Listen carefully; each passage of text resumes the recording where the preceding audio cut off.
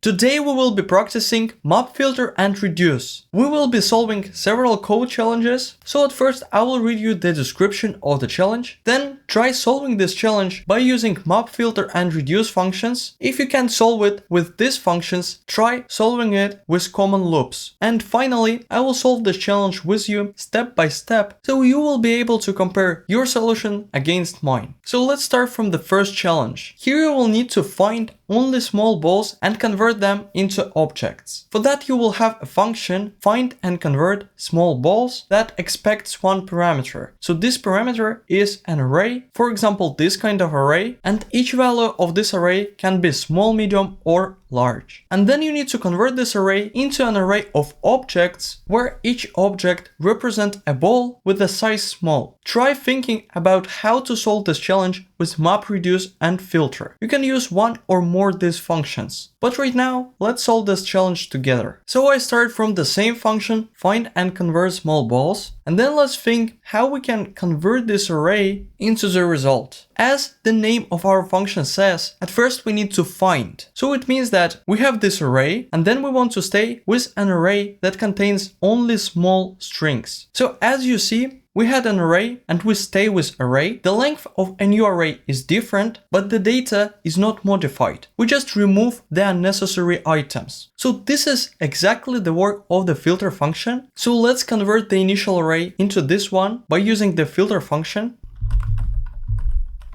And as you remember, filter function returns an array. So we can store it directly on the same line. And then inside of the parenthesis of the anonymous function, we can write the name like size. And this name will have a value of each object from the initial array. So let's expand the curly braces and now let's write the logic. So for that we need to check that if the current size is equal to small, it means that we want to push it into our filtered array. But inside of the filter function, instead of the method push, we can use the keyword return.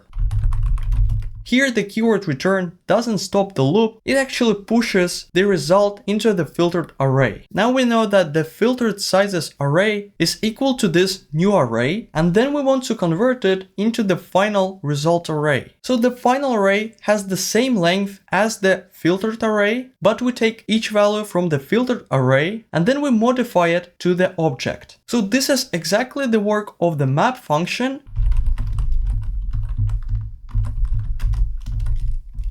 And for that, I write the map method and then I also initialize the map sizes array. So inside of the parentheses, I again write the name size. As with the filtered function, it will be equal to each value from our array. And then inside of the curly braces, let's write our logic. So we want to take the string small and then we want to convert it into an object. So let's create a new variable, ball object.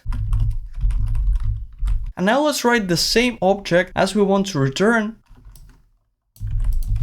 But instead of hard-coding the size to small, it is better to use the dynamical size value. So in this case, if we will change the business rule, so for example, instead of finding and converting small balls, we will need the medium ones. All what we need to do is to change this string to medium. And then the mapped part will be the same. So we will not even need to change it. And finally, let's return the mapped sizes array. Now let's log to the console our function to check how it works. So here I will pass the initial array. And now if you check to the console, you will see that we have an array with two undefined. And this is because inside of the mapped size array, we forgot to push our ball object into the array.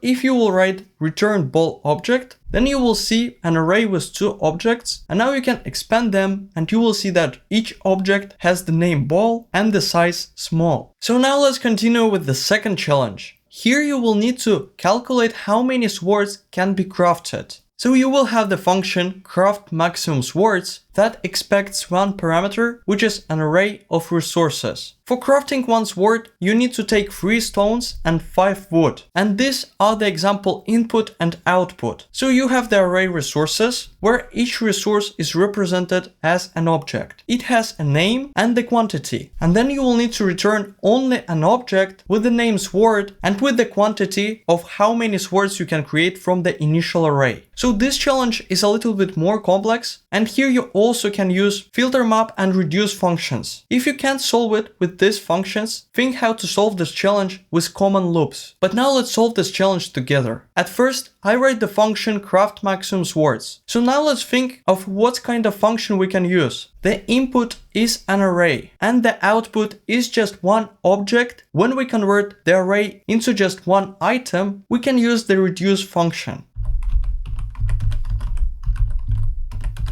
Now reduce function doesn't return an array, it returns one item. So on the same line, I can create a new variable. So for example, I can write sword, but we know that we want to return an object. So for better clarity, let's write sword object. Then we need to pass several parameters into the anonymous function. The first parameter is the value that the reduce function returns. So in our case, this is the sword.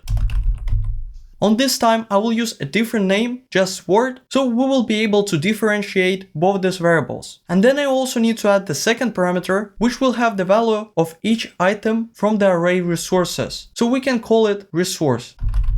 And then between curly brace and parenthesis, we need to add comma, and now we can write the default value for the sword. So it can be the same object, but instead of the quantity 2, we will write 0.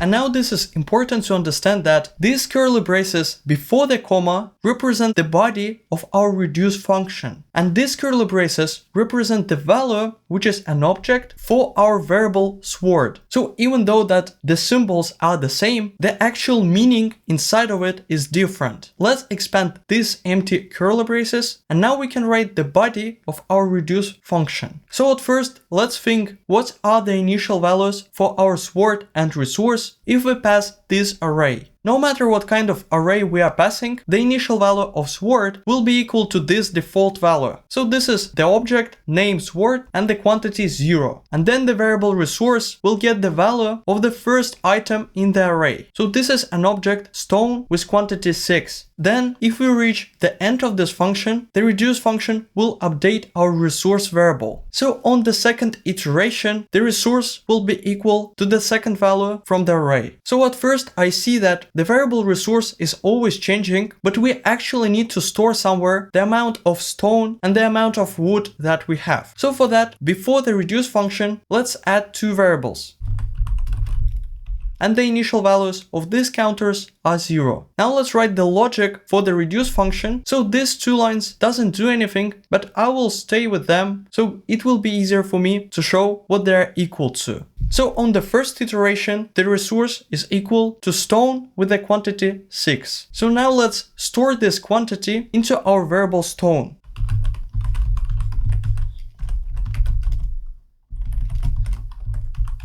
So for that, I write a new if statement where I check that if the name of this resource is equal to stone, we will reassign the variable stone to the quantity of this resource. Then let's add the same line for wood.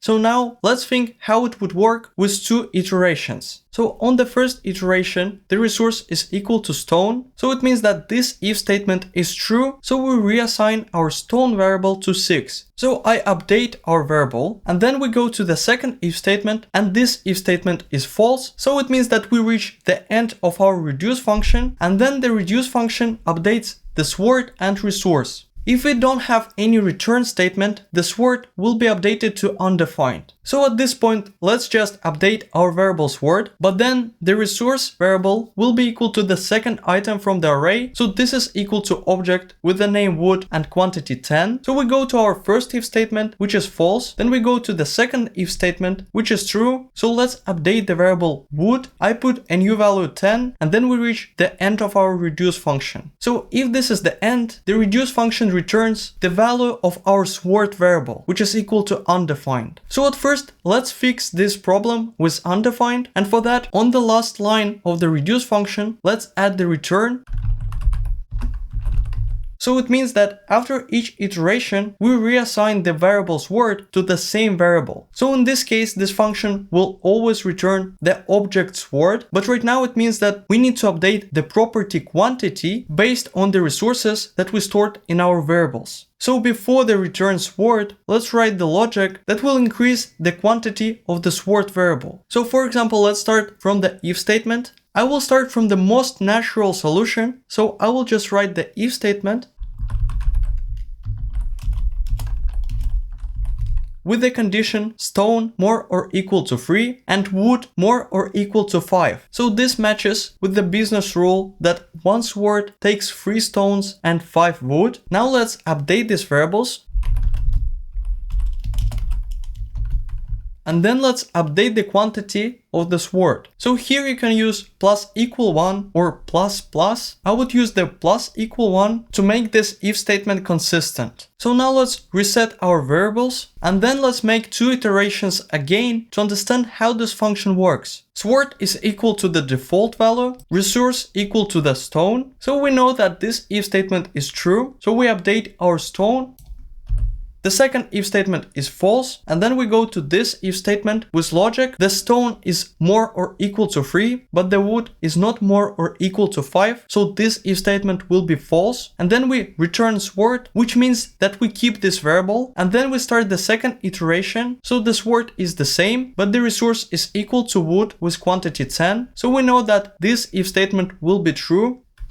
So we update the wood variable and then we go to the third if statement, and now we see that this if statement is true. So let's go to the body. Here we need to update the stone. So now this is equal to 3, and then we need to update the wood. So now it is equal to 5, and then we increase the sword quantity.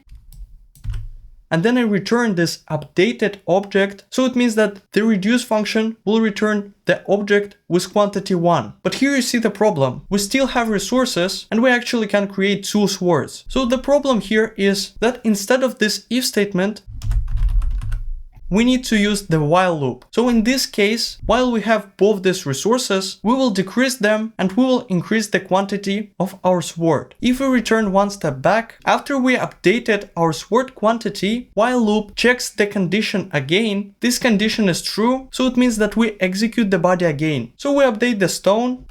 Now this is equal to 0, and then we update the wood. Now this is also equal to 0, and then we increase the quantity.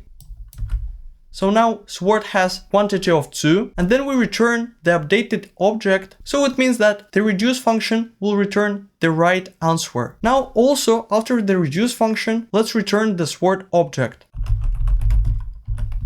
Now this is the return of the craft maximum swords function. So let's call this function and check how it works in the browser. Now I call this function with the same initial array, and in the console you see that we have an object with the name sword and with the quantity 2. So this is the right answer. Also, I want to show you a little bit more efficient version of this function. Now we have a while loop inside of the reduce function. So imagine if we have many resources, how many times your program should execute this body. So there is also another way how you can do it, even without if statements or while loops, just by using the math functions. So probably this version is a little bit higher than your current level, but I will try to explain you how it works. Math.min takes the minimum value from the list of values that you have. So currently we have only 2 values. Then we use math.floor to round the result to the nearest integer. So for example, in the case when we have 4 stones, this function will return 1. So this value will be equal to 1. So this is why we need to round it down, but actually the main logic is in the division. So imagine that you create swords only from stones. In this case, you need 3 stones for each sword. So it means that you can calculate how many swords you can create from your stones by dividing the stone amount by 3. So for example, we have 3 stones, and it means that we can create only 1 sword from stones. Now we have the same logic for woods. Imagine that you create swords words only from woods, but this time you need 5 woods for one sword. So for example, you have 10 woods, then you divide it by 5, and then you will have the value 2. So it means that from 10 woods, you can create 2 swords if the recipe takes only woods. But our recipe takes both of them, and this is how we can find it by using the math.min function, because we had 3 stones, so we know that from this amount we can create only one sword, and then we had 10 woods. From woods we can create 2 swords, but also we can create just one sword. So and then the math.min will take the smallest number, in this case this is equal to 1, and it will be the right solution because from 3 stones and 10 woods we can create only one sword. I understand that the while loop solution might be much more natural for you, so don't worry if you don't understand the second solution, it will come with experience. So at this point the while loop solution is totally fine. So today we have solved 2 challenges with map filter and reduce functions. In the next video we will learn about another method, sort.